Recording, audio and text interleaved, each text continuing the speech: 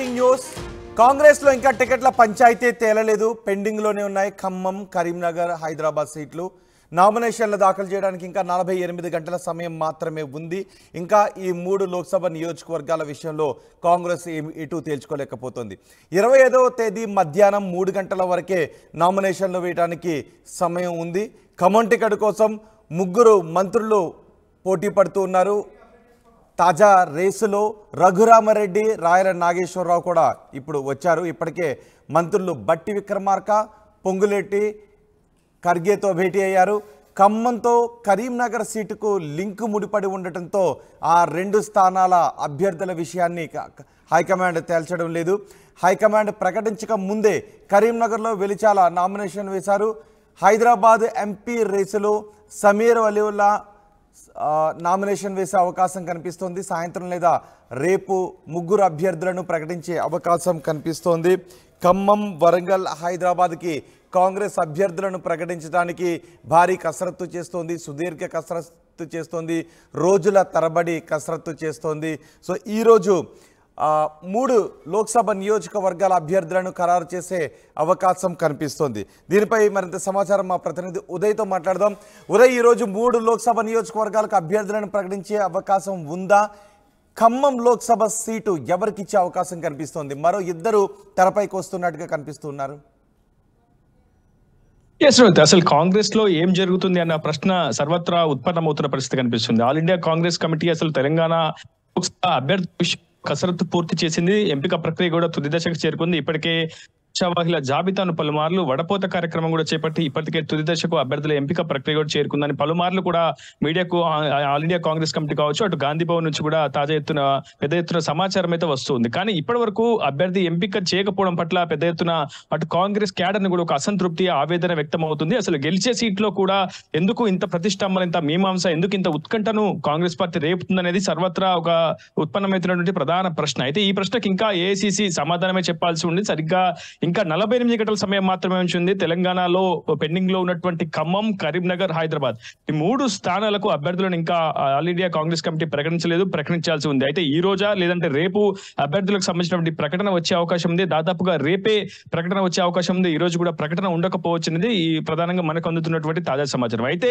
నిన్న కరీంనగర్ కాంగ్రెస్ పార్టీకి సంబంధించినటువంటి అభ్యర్థిగా వెలిశాల రాజేంద్రరావు నామినేషన్ వేయడం ప్రస్తుతం రాష్ట్ర వ్యాప్తంగా చర్చనీయాంశమైంది. అక్కడ మాజీ ఎమ్మెల్యే ప్రవీణ్ రెడ్డి కూడా ఆస్పిరెంట్ గా ఉన్నారు. అక్కడ కూడా అభ్యర్థిత్వాన్ని ఆశిస్తూ ప్రవీణ్ రెడ్డి మొదటి నుంచి కూడా ప్రచారాన్ని కొంత ముమ్మరం చేసే ప్రయత్నం చేశారు. ఇప్పటికే ఆల్ ఇండియా కాంగ్రెస్ కమిటీ నేతలను కూడా పలుమార్లు కలిశారు. సో అక్కడ మంత్రి పొన్నం ప్రభాకర్ సమక్షంలోనే ఇరువురు కలిసి వెలిశాల రాజేంద్రరావుతో కలిసి అటు కాంగ్రెస్ పార్టీ అభ్యర్థిగా నామినేషన్ వేయడం సర్వత్ర చర్చనీయాంశం. అయితే ఇప్పుడు ఖమ్మం కాంగ్రెస్ పార్టీ అభ్యర్థిగా తాజాగా మీకు సమాచారం అందిస్తున్నాను. స్పష్టంగా రామసహాయం సురేందర్ రెడ్డి, మాజీ MP Ramasahayam Surender Reddy, Congress party senior నేత, ఆయన తనయుడు రామసహాయం రఘురామరెడ్డి గత కొద్దిసేపు క్రితం ఆయన తరపున ఆయన అనుచరులు, పొంగులేటి అనుచరులు సంయుక్తంగా జిల్లా కలెక్టర్ రిటర్నింగ్ అధికారి గౌతమ్ కు 2 సెట్ల నామినేషన్ ను అందజేశారు. ఖచ్చితంగా ఖమ్మం కాంగ్రెస్ పార్టీ అభ్యర్థిగా రామసహాయం రఘురామరెడ్డి పోటీ చేయబోతున్నారని దీని ద్వారా మనకి చాలా స్పష్టంగా అర్థమవుతుంది. అయితే అధికారికంగా ఆల్ ఇండియా కాంగ్రెస్ కమిటీ ప్రకటిస్తేనే, బీఫామ్ ఇస్తేనే ఆయన కాంగ్రెస్ పార్టీ అభ్యర్థిగా బరిలో ఉంటారు, లేదంటే ఆయన బరి నుంచి తప్పుకునే అవకాశం కూడా ఉంటుంది. అయితే ఇప్పటి వరకు ఈ అంశానికి సంబంధించి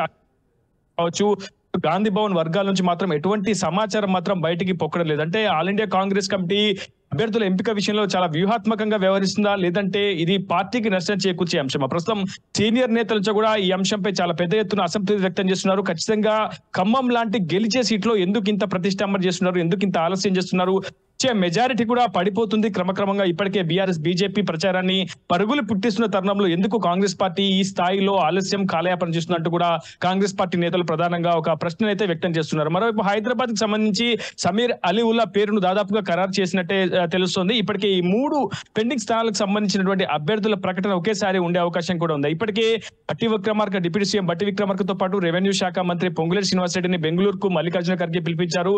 ఇరువురితో విడివిడిగా భేటీ అయ్యారు. ఇరువురితో ఒకేసారి కూడా భేటీ అయ్యారు. ఈ భేటీ సారాంశంలో ఏ అభిప్రాయం వచ్చింది, నిజంగా ఒక అభిప్రాయానికి వచ్చారా 3 నేతలు, లేదంటే ఏఐసిసి ఏ నిర్ణయం తేల్చి చెప్పబోతుందని మాత్రం ఇంకా తెలియాల్సి ఉంది. అయితే ఇప్పటికైతే మల్లికార్జున ఖర్గే లోక్సభ తెలంగాణ లోక్సభలో పెండింగ్ లో ఉన్నటువంటి అభ్యర్థుల జాబితాకు సంబంధించి ప్రధానంగా ఖమ్మం అభ్యర్థిత్వానికి సంబంధించినటువంటి అంశంపై సుదీర్ఘంగా ఇరువురు నేతలతో చర్చలు జరిపారు. ఆ తర్వాత రాహుల్ కు కూడా ఈ విషయాన్ని చెప్పినట్టు తెలుస్తుంది. రాహుల్ గాంధీ కూడా ఈ దృష్టికి ఈ విషయాన్ని తీసుకెళ్లి ఒక క్లారిటీ ఇచ్చే అవకాశం కూడా ప్రయత్నం కూడా మల్లికార్జున ఖర్గే నుంచి జరిగింది. అయితే జాతీయ అధ్యక్షుడు చెప్పినప్పటికీ ఇరువురు మంత్రులు పట్టు వీడట్లేదు అనే అంశంపై ఇంకా క్లారిటీ అయితే రావాల్సింది. ఎందుకంటే ఒకవైపు డిప్యూటీ సీఎం మల్లు భట్టి విక్రమార్క సతీమణి మల్లు నందిని కోసం విశ్వ ప్రయత్నం చేస్తున్నారు. మరోవైపు తన సోదరుడు ప్రసాద్ రెడ్డి కోసం పొంగులేటి శ్రీనివాస్ రెడ్డి విశ్వ ప్రయత్నం చేస్తున్నారు. ఖచ్చితంగా గడిచిన అసెంబ్లీ ఎన్నికల సమయంలోనే స్వయంగా రాహుల్ గాంధీ ఏఐసీసీ హైకమాండ్ అంతా కూడా తన సోదరుడికి ఖమ్మం పార్లమెంట్ కాంగ్రెస్ పార్టీ అభ్యర్థిత్వం కట్టబెడతామని చెప్పి హామీ ఇచ్చిందనే అంశాన్ని ప్రధానంగా పొంగులేటి పదే ఊటంకిస్తూ ఏఐసీసీ నేతలు ప్రతి ఒక్కరిని కలుస్తూ వచ్చారు. ఇప్పటికే దీపాదాస్ మున్షి కావచ్చు, సునీల్ కనుగోలు కావచ్చు, కేసీ వేణుగోపాల్ కావచ్చు, ఇలాంటి అందరి నేతలతో స్వయంగా పొంగులేటి శ్రీనివాస్ రెడ్డి మంతనాలు జరిపారు. దాదాపుగా ఆ మంతనాల్లో పొంగులేటి సఫలీకృతమయ్యారని చెప్పుకోవాలి. కానీ బట్టి సీనియర్ కష్టకాలంలో ఉన్నప్పుడు తన వంతు పాత్ర తాను పోషించారు, పాదయాత్ర చేశారు. సో విధేయతకు ఒక గుర్తింపు ఇవ్వాల్సిన సమయం ఆసన్నమైంది. అది తన భార్యకు టికెట్ ద్వారా తనకు ఇచ్చినటువంటి విధేయతను మరొకసారి కృతజ్ఞతగా ఏఐసీసీ కమాండ్ కూడా హైకమాండ్ కూడా గుర్తించాల్సి ఉంటుందనే అంశాన్ని బట్టి విక్రమార్క అంశాలతో పాటు ఆయన క్యాడర్ కాంగ్రెస్ పార్టీలో ఉన్నటువంటి తన నేతలతో పాటు బట్టి విక్రమార్క కూడా పదే ఏసీకి చెప్తున్నారు. దాదాపు ఇరువురు కూడా చాలా బలంగా ప్రయత్నాలు అయితే చేస్తున్నారు, విశ్వ ప్రయత్నాలు చేస్తున్నారని చెప్పుకోవాలి. ఒక దశలో సర్వశక్తులు కూడా ఒడ్డుతున్నారని చెప్పుకోవాలి. అయితే అటు పొంగులేటి శ్రీనివాస్ రెడ్డి వైపు, ఇటు బట్టి విక్రమార్క వైపు ఇంకా ఎటువంటి నిర్ణయాన్ని అయితే అటు అధిష్టానం అయితే తేల్చి చెప్పలేదు. ఖచ్చితంగా ఏఐసీసీ నిర్ణయం ప్రకారం, స్క్రీనింగ్ కమిటీ నిర్ణయం ప్రకారమే అభ్యర్థి ప్రకటన ఉంటుంది. కేవలం మీ అభిప్రాయాలు తెలుసుకునేందుకు మాత్రమే మేము పిలిచామంటూ కూడా మల్లికార్జున ఖర్గే ఇరువురు నేతలతో చెప్పినట్టు తెలుస్తుంది. ఇంకా ఆ సదరు మంత్రులకు కూడా అభ్యర్థిత్వం సంబంధించినటువంటి ఒక క్లారిటీ అయితే లేదు. ఏఐసీసీ అధికారికంగా ప్రకటిస్తేనే ఖమ్మం అభ్యర్థిత్వం సంబంధించి ఒక క్లారిటీ వచ్చే అవకాశం ఉంది. అయితే అభ్యర్థిత్వం ఖరారు కాకమునిపే కరీంనగర్ పార్లమెంట్ అభ్యర్థిగా వెలిశాల రాజేందర్ రావు, ప్రస్తుతం ఖమ్మం పార్లమెంట్ అభ్యర్థిగా రామసహాయం రఘురామిరెడ్డి నామినేషన్ దాఖలు చేయడం మాత్రం చాలా పెద్ద ఎత్తున ఒక సస్పెన్స్ అయితే నెలకొంది, ఒక చర్చకైతే దారితీస్తుంది. ఎందుకంటే సూచన లేకుండానే వాళ్ళు నామినేషన్ వేశారనుకోవాలా రెండు నియోజకవర్గాల్లోనూ? ఇక్కడ ఇదే ప్రశ్నకు సమాధానం ఇంకా మనం వెతకాల్సి ఉంటుంది. ఎందుకంటే ఒకవైపు రఘురామిరెడ్డి, రామసాయం సురేందర్ రెడ్డి తనయుడుగా ఉన్నారు. ఢిల్లీ లెవెల్లో వాళ్ళు హై లాబింగ్ చేయగలిగినటువంటి వ్యక్తులు. రామసాయం సురేందర్ రెడ్డి కూడా కాంగ్రెస్ పార్టీలో ఒక సీనియర్ నేతగా చాలా మంచి గుర్తింపు ఉంది. ఎక్కడ కూడా అంటే దాదాపు వరంగల్ కావచ్చు, మహబూబాబాద్ పార్లమెంట్ కావచ్చు, అదేవిధంగా హైదరాబాద్, సికింద్రాబాద్ లాంటి ఏరియాల్లో కావచ్చు, ఖమ్మం ప్రధానంగా ప్రస్తుతం రామసహాయం, రఘురామిరెడ్డి, పొంగులేటి శ్రీనివాస్ రెడ్డి కూడా ఇద్దరు వియ్యంకులుగా ఉన్నారు. వీళ్ళంతా కూడా దాదాపు వేరు కుటుంబాలు అయినప్పటికీ వీళ్ళంతా కూడా ఒక ఉమ్మడి కుటుంబంగానే ప్రయాణం సాగిస్తుంటారు. వాళ్ళ జీవితాలు కూడా అట్లానే ప్రసాద్ రెడ్డికి ఇచ్చిన, రఘురామ్ రెడ్డికి ఇచ్చిన నిజంగా పొంగులేటిది విజయం అనేది చాలా చెప్పుకోవాల్సి గెలుపు బాధ్యతలంతా కూడా పొంగులేటి భుజస్కంధాల మీదపై మోయాల్సి ఉంటుంది. ఎందుకంటే ఖమ్మం పార్లమెంట్ ఇన్ఛార్జ్ కూడా పొంగులేటి శ్రీనివాస్ రెడ్డి కాబట్టి ఖచ్చితంగా ఒక సంకేతం ఏఐసీసీ అధిష్టానం ఇచ్చిందా, లేదంటే పొంగులేటి శ్రీనివాస్ రెడ్డి వ్యూహాత్మకంగానే రఘురామ్ రెడ్డితో నామినేషన్ దాఖలు చేయించారా, ఇది మాత్రం సస్పెన్స్ కొనసాగుతుంది. ఈ ప్రశ్నలన్నిటికీ ఏఐసీసీ ప్రకటన మాత్రమే సమాధానం చెప్పే అవకాశం ఉంది. రోహిత్. రైట్ ఉదయ్, కాంగ్రెస్లో ఇంకా టికెట్ల పంచాయతీ తేలడం లేదు. పెండింగ్లోనే ఖమ్మం, కరీంనగర్, హైదరాబాద్ సీట్లు ఉన్నాయి. నామినేషన్ల దాఖలకు 48 గంటల సమయం మాత్రమే ఉంది. 25వ తేదీ మధ్యాహ్నం 3 గంటల వరకే నామినేషన్లు వేయడానికి అవకాశం ఉంది. ఖమ్మం టికెట్ కోసం 3 మంత్రుల కుటుంబ సభ్యులు పోటీ పడుతున్నారు.